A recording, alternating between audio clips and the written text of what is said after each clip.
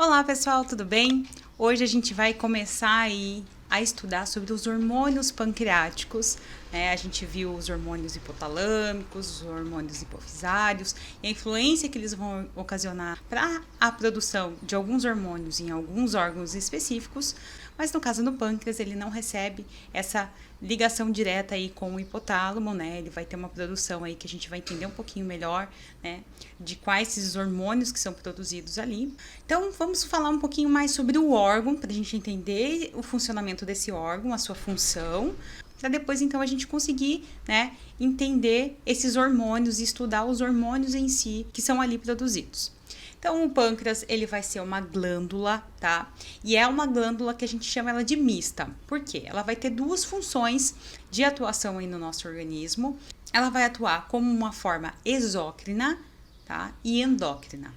Essas funções vão atuar diretamente para essa função de digestão e hormônios que vão atuar sobre a glicose, né? Que foi digerido ali no estômago, através, né, de toda essa atuação aí do pâncreas.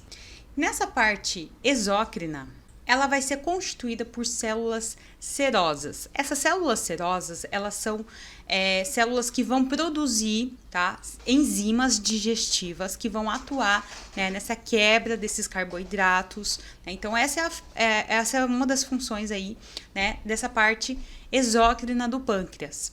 A parte endócrina é a parte, né, que a gente já conhece aí como a parte que vai ser constituída por ilhotas pancreáticas. Essas ilhotas pancreáticas, elas vão ser responsáveis por secretar os hormônios, né, que vão ser responsáveis aí, né, por essa glicose do nosso organismo.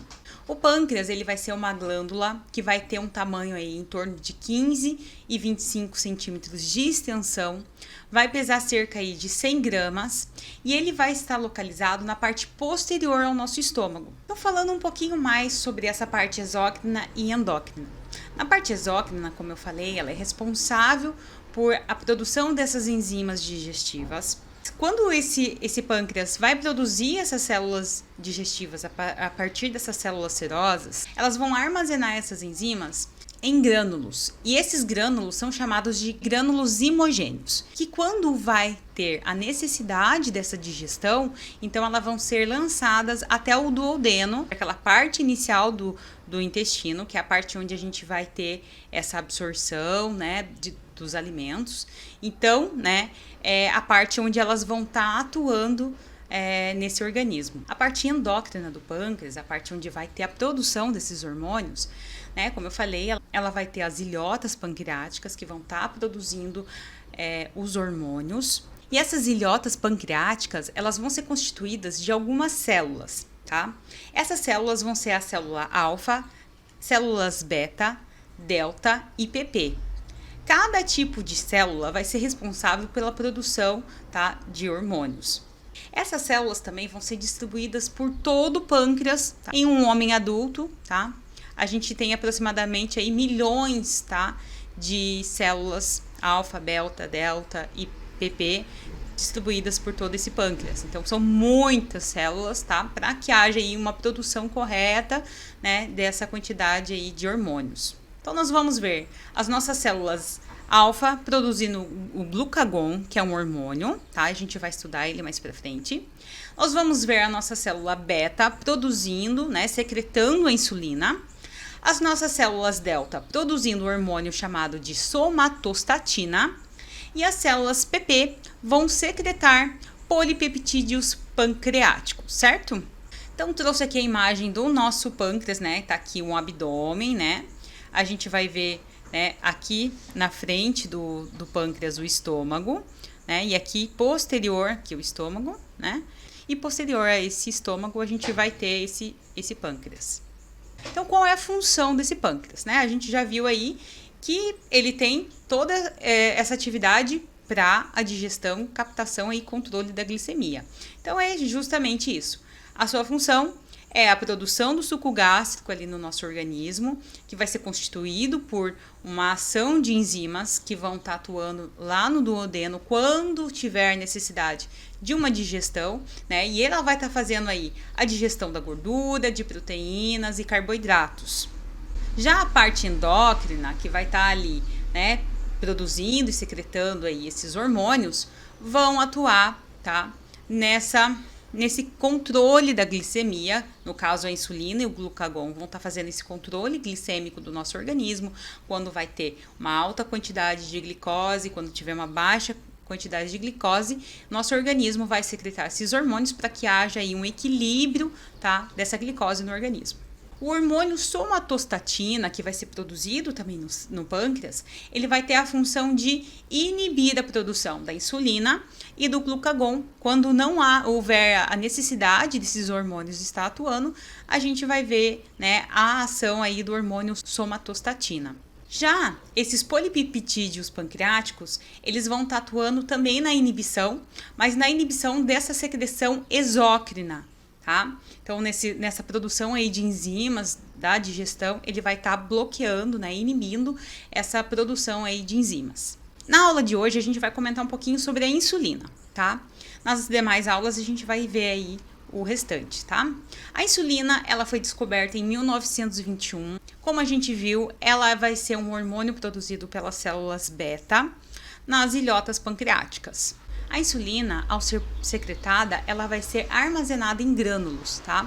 E a sua secreção, ela vai ser estimulada através de uma alta quantidade aí de glicose, né? Um alto nível de glicose no nosso organismo. E isso ocorre aí principalmente depois de uma ingestão de alimentos, né? Então, a gente teve o processo aí de digestão, né? E o nosso organismo detectou aí uma grande quantidade de glicose e então a insulina vem para estar atuando nesses níveis altos de glicose, tá? Essa insulina, ela também pode ser estimulada a ser secretada com alguns hormônios, tá? Que vão estimular ela, como a gastrina e o sistema nervoso, que vão estar atuando também, né, nessa estimulação aí da secreção da insulina. A insulina, ela também vai ter uma atuação na síntese e na degradação de proteínas, né? Não só nesse controle de glicemia, né, o grande fator dela é também nesse equilíbrio da glicose aí do nosso organismo. Esse equilíbrio da glicose no nosso organismo pode ser por impedir o fígado de aumentar essa absorção por células, tanto musculares quanto células adiposas. No fígado, a sua ação aí vai ocorrer através da síntese do glicogênio, tá, a partir aí da glicose, e do bloqueio da glicogênese, que nada mais é do que a transformação desses aminoácidos e lipídios em glicose, e da glicólise, que é a transformação do glicogênio em glicose. Então, por que a gente precisa desse equilíbrio da glicose no nosso organismo? A glicose, ela é um dos principais carboidratos, né? É uma grande fonte aí de energia para o nosso organismo. A gente precisa desse carboidrato para viver, mas a gente precisa de uma concentração exata, baixas concentrações, né? Não são nada aí gritante. Então, algumas porções de alimentos, de verduras, né, de frutas, a gente vai ter, né, essa fonte aí de carboidrato para a gente conseguir se alimentar. Quando a gente tem uma alimentação rica em carboidratos, em pães, em massas, em carboidratos simples, né, a gente vai ver uma grande quantidade de, né, um alto pico de glicose, né, e isso, consequentemente, aí vai gerar obesidade, consequentemente, aí as diabetes. No caso da obesidade, maior risco aí de diabetes mellitus, tá? Então, não é porque não é obeso que não tem risco também de ter diabetes, né? A pessoa pode ter diabetes também. Então, tudo vai aí da quantidade, né, de altos níveis aí de glicose desse organismo, né? A insulina não vai dando conta da quantidade de glicose que está tendo ali, né? Esse organismo passa a ter deficiência, né, no decorrer do tempo, né? E, consequentemente, a pessoa vai desenvolver aí uma diabetes, né? E tudo pode ir piorando, né, se não for tratado.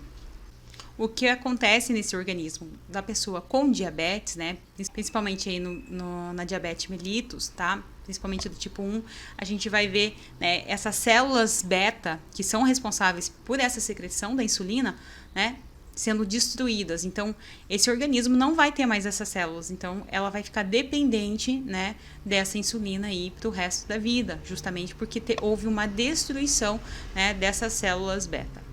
Então, pessoal, essa foi nossa aula de hoje, um pouquinho mais sobre a insulina. A gente vai comentar um pouquinho mais Depois que a gente vê o glucagon, a gente vai ver esse ciclo acontecendo aí por completo. Então, a gente vai introduzir um pouquinho mais da insulina. É importante estar acompanhando as aulas, né, aí as próximas aulas, para a gente conseguir encaixar todo essa questão hormonal aí dos hormônios pancreáticos, certo? Qualquer dúvida, deixa aqui nos comentários que eu vou estar aqui para esclarecer para vocês. Até breve!